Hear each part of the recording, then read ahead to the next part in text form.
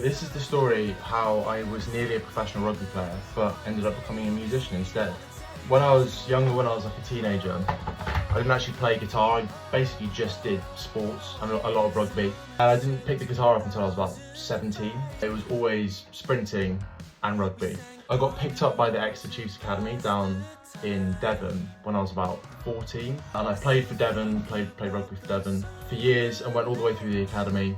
Got a contract and thought I was going to become a professional rugby player. And I ended up sacrificing loads to get there and was always just pushing myself to be better. And it's had an impact on the way that I play guitar now. So like I've snapped all the ligaments in this finger so it doesn't work. One of my shoulders is slightly higher than the other because I basically broke the collarbone in the AC joint playing rugby. It healed higher. I was always injured on and off, and once I signed this contract I ended up actually snapping my hamstring, which had this sort of knock-on effect of breaking the joints at the bottom of my back, and I had to stop playing rugby for good. And I didn't know what to do next, and I started to develop this passion for guitar, so I just decided to lean into that full on, and here we are. But the problem with that is that I had this sports mindset which I took into playing music, which doesn't necessarily like mesh together.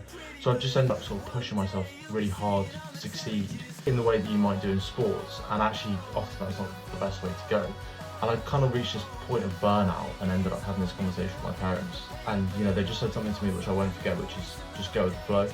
And I kind of went home, you know, I was writing loads of songs at that point. I'd already released a few, and decided to put it into a song, and that's what you're hearing now.